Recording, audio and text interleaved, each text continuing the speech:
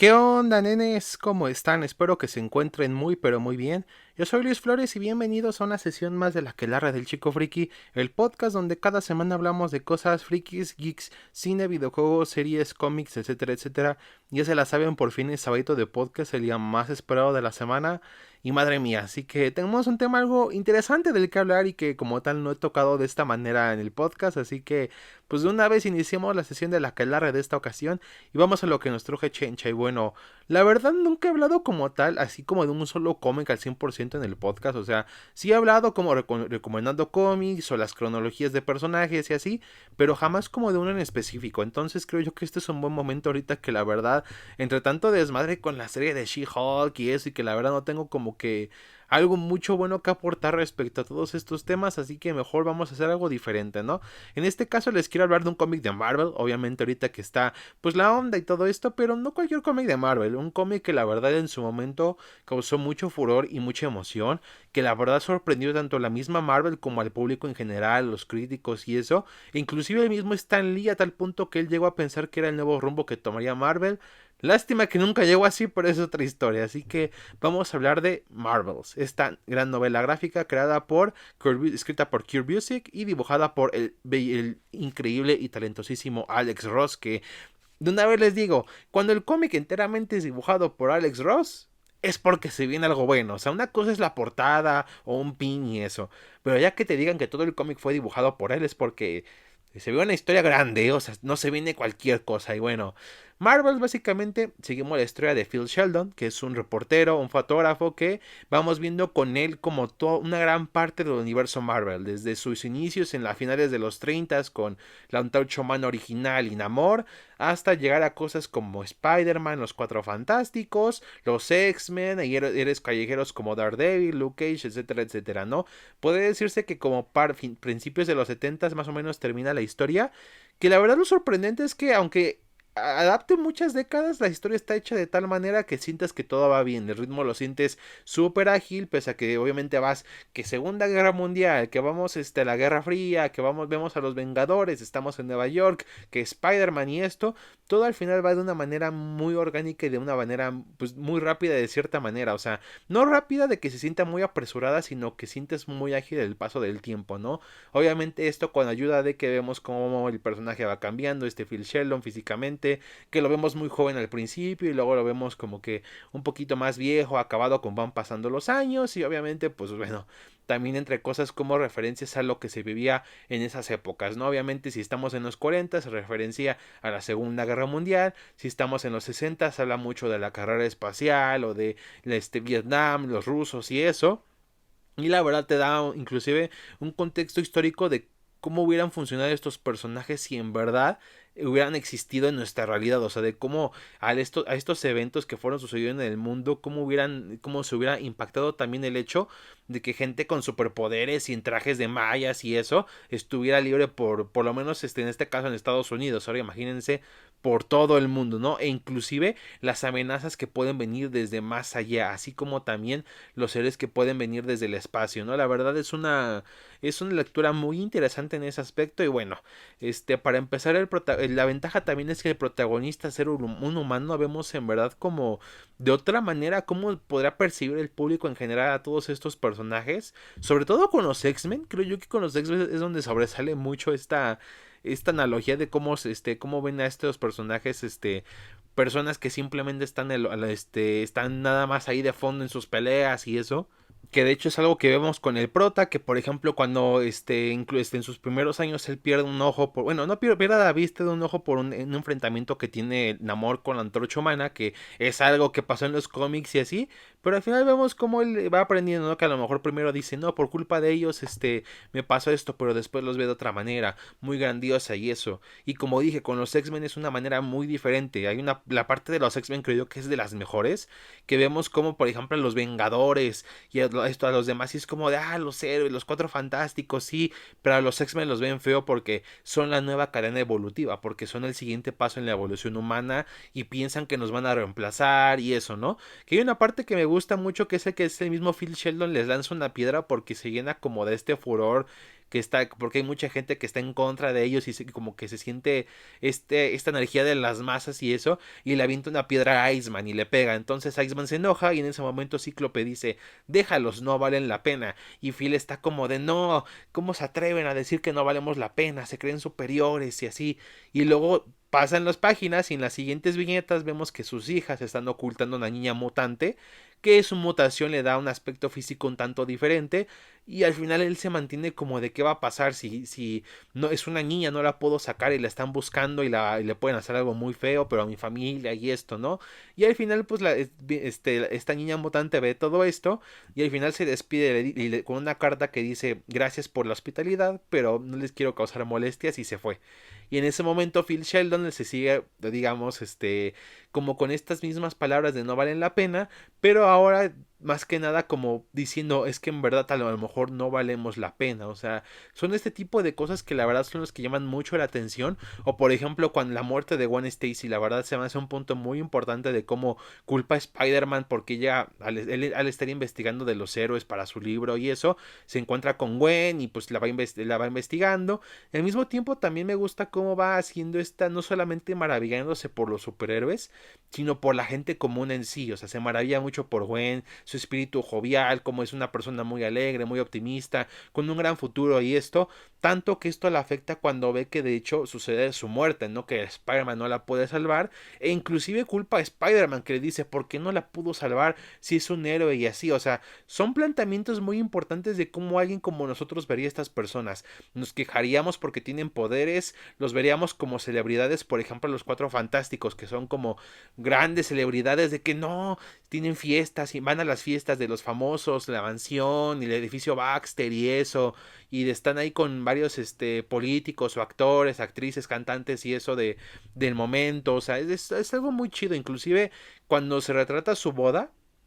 de Sue Storm y de Reed Richards, vemos hasta gente famosa, vemos a los Bills y eso de fondo, que no solamente vemos como en el panel original a los Avengers y a los héroes, sino también a gente muy popular de la época, porque los Cuatro Fantásticos siempre se han tratado más como héroes, como celebridades, que a diferencia, por ejemplo, los X-Men, que son más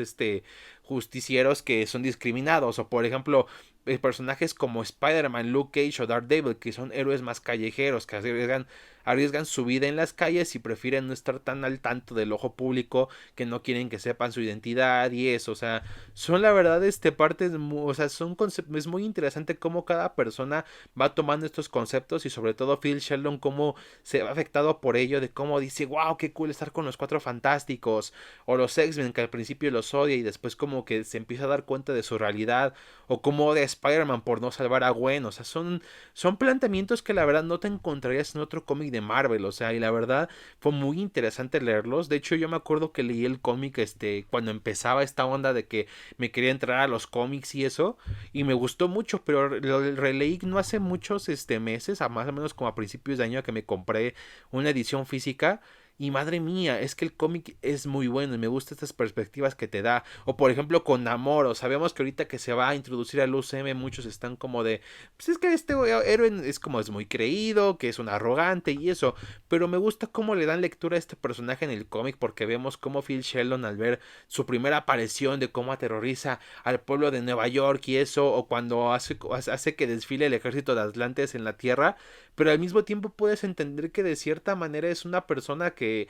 simplemente busca que respeten su pueblo y eso. O sea, porque muchas veces en las que va a ser su desmadre es por eso, no por otra cosa. O sea, que sí, claro, sigue siendo actos muy arrogantes y muy poco éticos del personaje, pero aún así demuestran que es una persona que se preocupa por su pueblo. O sea, por ejemplo, inclusive cuando piensan que está raptando a una mujer, en realidad es porque se le está llevando a Atlantis para que la ayuden y eso. O sea, y vemos como también hay ciertos prejuicios hacia el personaje, tanto así que de hecho eso ayuda a que entiendas por qué Namor se lleva de cierta manera muy bien con Hulk, o por lo menos porque se preocupa por él, porque de cierta manera él se ha sentido igual en los años en cómo lo ha tratado a la gente.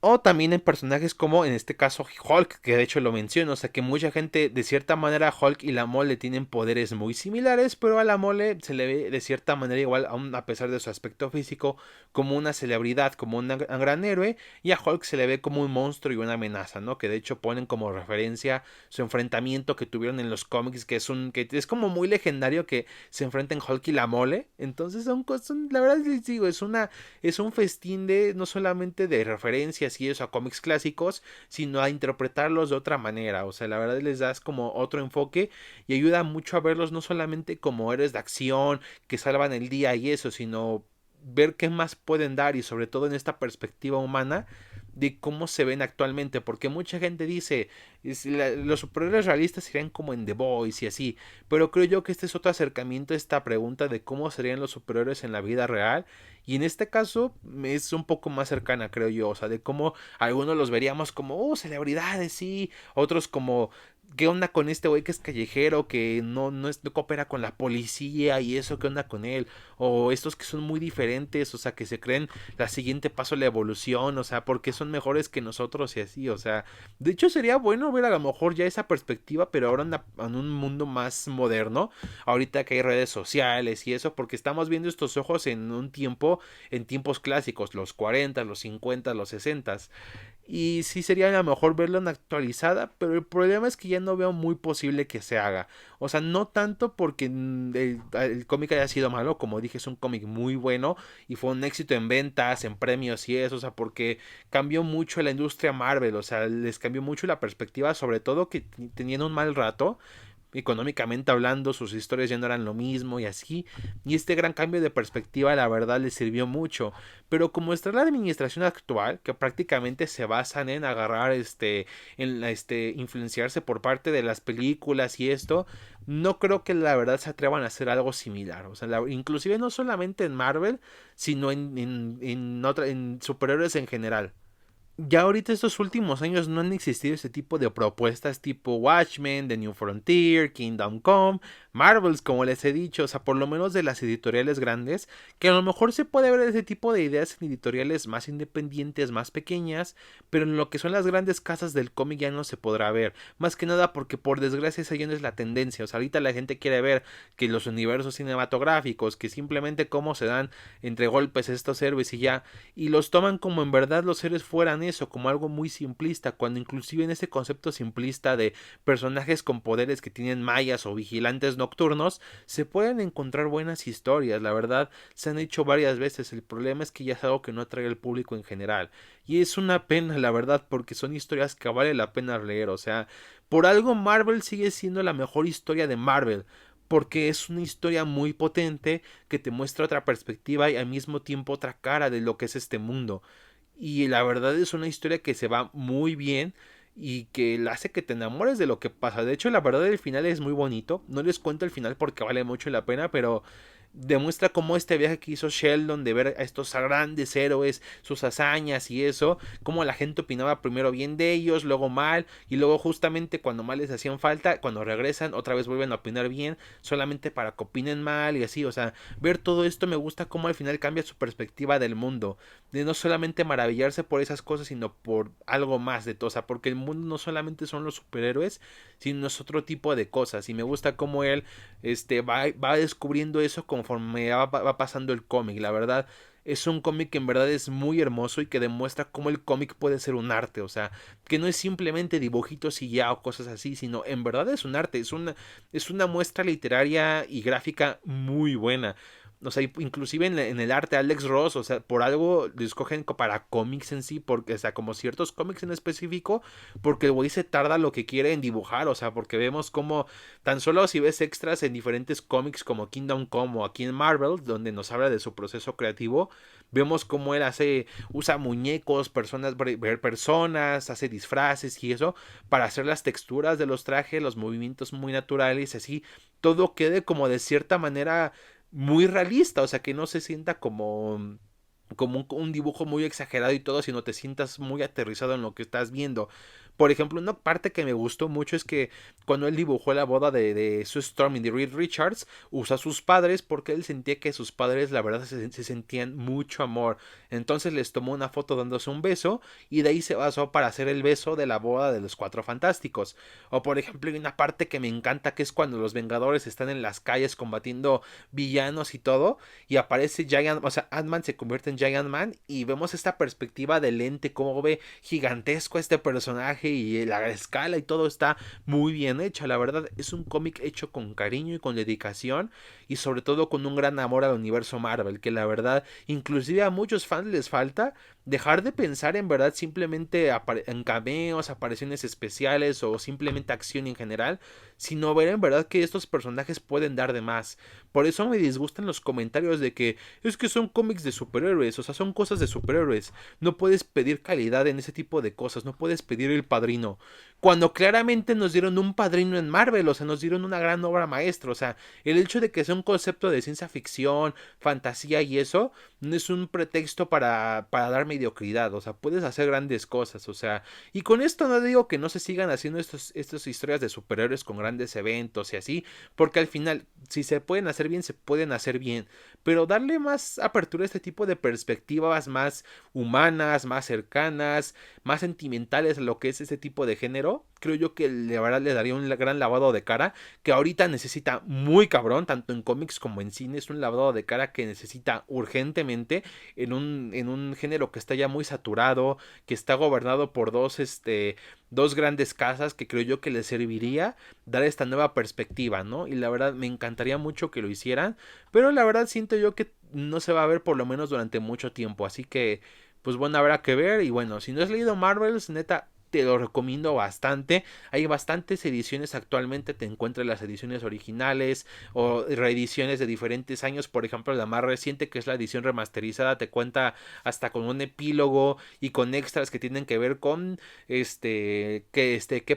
paneles o páginas referencia a tal cómic, de dónde viene y así como el proceso creativo del arte y eso. Y inclusive cómo eran diferentes opiniones de los artistas de su momento. Por ejemplo, Kurt Busiek era muy conocido por ser un escritor pues comercial, ¿no? O sea, básicamente se iba a los Avengers y eso, y era como, inclusive un amigo de él decía, yo soy el que gano premios, tú eres el que escribe historias que venden millones. Y después cuando saca Marvels, no solamente fue una historia que vendió millones de copias, sino inclusive ganó como 5 o 7 premios Eisner, que son como los Oscars del cómic y así. Entonces vemos que fue una obra muy importante en su momento y lo sigue siendo hasta ahorita. Entonces es muy recomendable que neta la lean si no la han leído. Si eres fan de Marvel, te va a encantar el millón de referencias y personajes que salen y todo eso. Y si no eres fan y apenas vas entrando en los cómics y así, aún así te ayuda mucho porque te introduce estos personajes de una manera muy sencilla. Al ser este ojo humano de Phil Sheldon, básicamente te cuenta